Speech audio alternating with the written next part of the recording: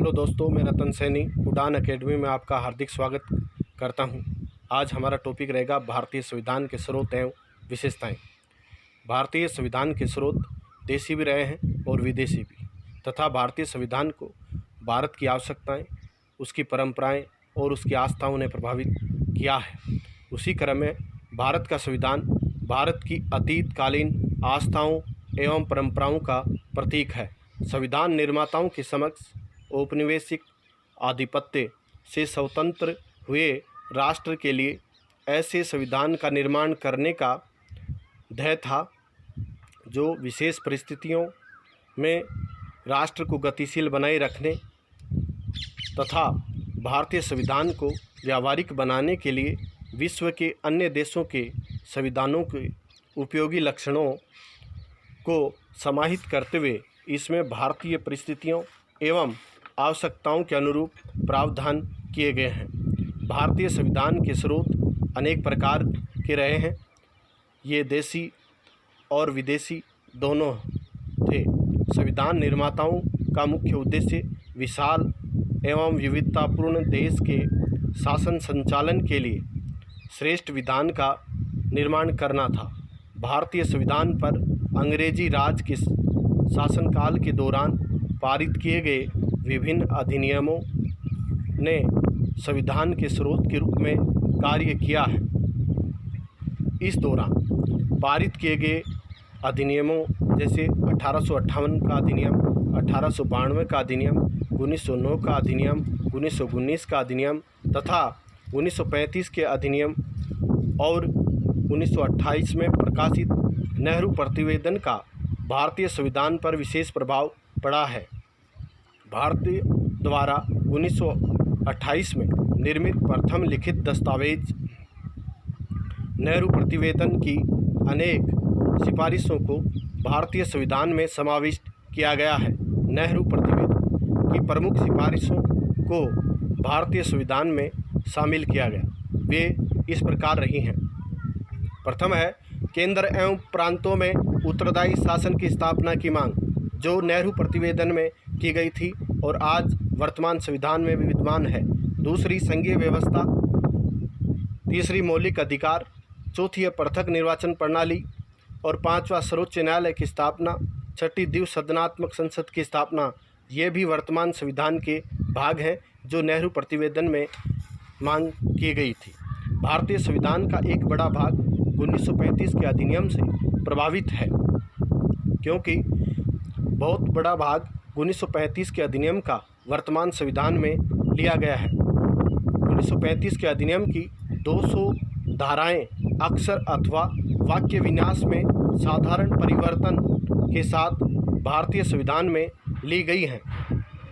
1935 के अधिनियम से ली गई मुख्य व्यवस्थाएं इस प्रकार हैं। संघ व राज्यों के शासन तंत्र तथा उनके पारस्परिक संबंध 1935 के अधिनियम से प्रभावित हैं। दूसरा, भारतीय संविधान में 3 सूचियां, संघ सूची, राज्य सूची और समवर्ती सूची के आधार पर जो शक्ति विभाजन किया गया है वह 1935 के अधिनियम में भी किया गया था। तीसरा, राष्ट्रपति को आपातकाल की घोषणा का अधिकार 1935 के अधिनियम के उपबंध के समान है। संविधान के अंतर्गत राज्यपाल के पद की व्यवस्था 1935 के अधिनियम के गवर्नर के समान ही है। सर्वोच्च न्यायालय की स्थापना भी 1935 के अधिनियम में की गई थी तथा एक केंद्रीय बैंक की स्थापना का प्रावधान भी 1935 के अधिनियम में किया गया था।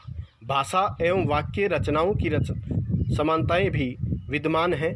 जैसे संविधान के अनुच्छेद 256 की भाषा 1935 के कानून की धारा 126 के अनुरूप तथा संविधान के अनुच्छेद 251 की भाषा 1935 के कानून की धारा 107 के अनुरूप एवं अनुच्छेद 356 की भाषा 1935 के कानून की धारा 92 के समान है। इस प्रकार वर्तमान संविधान में 1935 के अधिनियम की भाषा विन्यास को भी लिया गया है। इस कारण विद्वानों ने भारतीय संविधान पर 1935 के अधिनियम के इस प्रभाव के कारण नवीन भारतीय संविधान को 1935 के अधिनियम की नकल मात्र कहा है।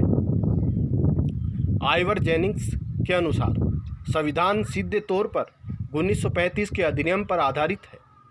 इसी क्रम में डॉक्टर PR देशमुख के अनुसार नया जो संविधान 1935 का भारतीय अधिनियम ही है, केवल इसमें वयस्क मताधिकार जोड़ दिया गया है। डॉक्टर PR देशमुख के अनुसार कि जो नया संविधान है वो 1935 का भारतीय अधिनियम ही है, इसमें केवल वयस्क मताधिकार और जोड़ दिया गया है। किंतु भारतीय संविधान को 1935 के अधिनियम की नकल कहना अनुचित है, क्योंकि 1935 के अधिनियम और वर्तमान संविधान में अंतर है कि 1935 का अधिनियम जनता की इच्छा के विरुद्ध विदेशी संसद द्वारा लादा गया था, जबकि भारतीय संविधान देश की जनता के प्रतिनिधियों द्वारा निर्मित है और उसे भारतीय जनता की सहमति प्राप्त है और भारतीय जनता ने उसे स्वीकार किया है। भारतीय संविधान पर विदेशी प्रभाव। भारतीय संविधान पर विदेशी संविधानों का प्रभाव भी रहा है, जो निम्न प्रकार है। भारतीय संविधान में विदेशी संविधानों की आदर्श व्यवस्थाओं को शामिल किया गया है। भारतीय संविधान की विदेशी स्रोत निम्न प्रकार हैं। भारतीय संविधान पर ब्रिटिश संविधान का प्रभाव अत्यधिक रहा है। इसी क्रम में ब्रिटिश संविधान से कुछ विशेषताएं और जो लक्षण लिए गए हैं वो निम्न प्रकार हैं। संसदीय शासन प्रणाली, कानून का शासन, एकीकृत न्यायिक प्रणाली, एकीकृत नौकरशाही, विधि निर्माण की प्रक्रिया, लोकसभा तथा विधानसभा के प्रति मंत्रिमंडल का सामूहिक उत्तरदायित्व, राष्ट्र के रूप में राष्ट्रपति की औपचारिक स्थिति, राष्ट्र के प्रधान के रूप में राष्ट्रपति की औपचारिक स्थिति, क्योंकि ब्रिटेन में महारानी की औपचारिक स्थिति है, उसी के समान भारत के राष्ट्रपति की है। संसद एवं विधानमंडलों की प्रक्रिया तथा संसद एवं विधानमंडलों के सदस्यों के विशेषाधिकार और उन्मुक्ति, ये भी ब्रिटिश संविधान से है। द्विसदनात्मक व्यवस्था, परमाधिकार लेख और इकहरी नागरिकता तथा भारत में प्रधानमंत्री का पद भी ब्रिटिश संविधान से लिया गया है। अमेरिका के संविधान का भारतीय संविधान पर प्रभाव। अमेरिका के संविधान से संघात्मक शासन प्रणाली ली गई है तथा मूल अधिकार भी अमेरिका के संविधान से ही लिए गए हैं। स्वतंत्र एवं निष्पक्ष न्यायपालिका अमेरिकी संविधान से ली गई है। न्यायिक पुनर्विलोकन की व्यवस्था, ये भी अमेरिका के संविधान से ली गई है। न्यायिक पुनर्विलोकन की प्रक्रिया का प्रारंभ 1803 में मार्बरी बनाम मेडिसन वाद में अमेरिका में प्रारंभ हुआ था। उसी के बाद भारत में न्यायिक पुनर्विलोकन की व्यवस्था ली गई है। उपराष्ट्रपति का पद भी अमेरिकी संविधान से लिया गया है। संविधान की सर्वोच्चता, राष्ट्रपति पर महाभियोग आदि लक्षण हैं वो अमेरिका के संविधान से लिए गए हैं। फ्रांस के संविधान का प्रभाव। फ्रांस के चौथे गणतंत्र का प्रभाव भारतीय संविधान पर रहा है। जैसे गणतंत्रात्मक शासन व्यवस्था, गणतंत्रीय शासन व्यवस्था फ्रांस से ली गई है। प्रस्तावना में स्वतंत्र, समता और बंधुता के आदर्श फ्रांस के संविधान से लिए गए हैं। कनाडा के संविधान से संघीय शासन व्यवस्था, अवशिष्ट शक्ति केंद्र में निहित होना, राज्यपाल पद पर नियुक्ति की प्रक्रिया आदि कनाडा के संविधान से ली गई है। अर्थात संघात्मक जो ढांचा है वो कनाडा के संविधान से लिया गया है। आयरलैंड के संविधान से राज्य के नीति निर्देशक तत्व, राष्ट्रपति निर्वाचन के लिए निर्वाचन मंडल की व्यवस्था, राष्ट्रपति द्वारा राज्यसभा में साहित्य, कला, विज्ञान, समाज सेवा आदि के क्षेत्र में ख्याति प्राप्त व्यक्तियों का मनोनयन भी आयरलैंड के संविधान से लिया गया है। ऑस्ट्रेलिया के संविधान से समवर्ती सूची, व्यापार, वाणिज्य और समागम की स्वतंत्रता और संसद के दोनों सदनों की संयुक्त बैठक ऑस्ट्रेलिया के संविधान से ली गई है। जर्मनी के वाइमर संविधान से आपातकालीन उपबंध, आपातकाल के समय मूल अधिकारों का स्थगन आदि जर्मनी के संविधान से लिया गया है। सोवियत संघ के संविधान से मूल कर्तव्य और प्रस्तावना में न्याय, सामाजिक, आर्थिक एवं राजनीति का आदर्श लिया गया है, अर्थात तीनों प्रकार के न्यायों का आदर्श सोवियत संघ रूस के संविधान से लिया गया है और मूल कर्तव्य भी वहीं से लिए गए। समाजवाद शब्द भी सोवियत संघ रूस से लिया गया है। दक्षिण अफ्रीका के संविधान से संविधान में संशोधन की प्रक्रिया और राज्यसभा के सदस्यों का निर्वाचन दक्षिण अफ्रीका के संविधान से लिया गया है। जापान के संविधान से विधि द्वारा स्थापित प्रक्रिया जापान के संविधान से ली गई है। भारतीय संविधान की प्रमुख विशेषताएं। अब हम भारतीय संविधान की प्रमुख विशेषताओं का अध्ययन करेंगे। संविधान की प्रमुख विशेषताएं इस प्रकार हैं। प्रथम है निर्मित, लिखित एवं सर्वाधिक व्यापक संविधान। भारत का संविधान एक निर्मित संविधान है जो संविधान सभा के द्वारा बनाया गया है तथा यह एक लिखित प्रलेख में उपलब्ध है एवं सर्वाधिक व्यापक अर्थात दुनिया का सबसे बड़ा संविधान है जिसमें 395 अनुच्छेद, 12 अनुसूचियाँ और 22 भाग हैं। दूसरा, प्रभुत्व संपन्न, लोकतंत्रात्मक, पंथ निरपेक्ष एवं समाजवादी गणराज्य की स्थापना। भारतीय संविधान में भारत को प्रभुत्व संपन्न, लोकतांत्रिक, पंथ निरपेक्ष और समाजवादी गणराज्य की राज्य बनाया गया है। संसदीय शासन प्रणाली। भारत में संसदीय शासन प्रणाली को अपनाया गया है, अर्थात कार्यपालिका व्यवस्थापिका के प्रति उत्तरदायी है, अर्थात कार्यपालिका का गठन व्यवस्थापिका में से किया जाता है। इस प्रकार कार्यपालिका और व्यवस्थापिका दोनों आपस में संबंधित होते हैं। अतः संसदीय शासन प्रणाली का प्रारूप अपनाया गया है। स्वतंत्र एवं निष्पक्ष न्यायपालिका। भारतीय संविधान में स्वतंत्र एवं निष्पक्ष न्यायपालिका स्थापित की गई है, अर्थात न्यायपालिका स्वतंत्र रूप से निर्णय कर सके, उस पर व्यवस्थापिका और कार्यपालिका का किसी प्रकार का नियंत्रण नहीं होना चाहिए। संसदीय प्रभुत्व एवं न्यायिक सर्वोच्चता में समन्वय। भारत में संसदीय प्रभुत्व और न्यायिक सर्वोच्चता के समन्वय को अपनाया गया है। मूल अधिकारों की व्यवस्था। संविधान के भाग 3 में अनुच्छेद 12 से 35 तक कुल 23 अनुच्छेदों में मूल अधिकारों की व्यवस्था की गई है। राज्य के नीति निर्देशक तत्व। संविधान के भाग 4 में राज्य के नीति निर्देशक तत्वों की स्थापना की गई है, जिनका मुख्य उद्देश्य भारत को एक लोक कल्याणकारी राज्य के आदर्श को प्राप्त करना है। कठोर एवं लचीला संविधान, अर्थात नम्य एवं अनम्य संविधान। भारत का संविधान कठोर भी है और लचीला भी, अर्थात कुछ संशोधन आसानी से किए जा सकते हैं और कुछ संशोधनों के लिए विशेष प्रक्रिया को अपनाया जाता है। केंद्राभिमुख संविधान। भारतीय संविधान के प्रथम अनुच्छेद के अनुसार इंडिया अर्थात भारत राज्यों का संघ है। इसके मूल में राज्यों के हितों के स्थान पर राष्ट्रीय हितों को सर्वोपरि रखने की प्रवृत्ति थी, अर्थात शक्ति विभाजन में राज्यों से अधिक शक्ति केंद्र को प्रदान की गई है, जो आपातकाल के समय एकात्मक स्वरूप को प्राप्त कर सके। वयस्क मताधिकार।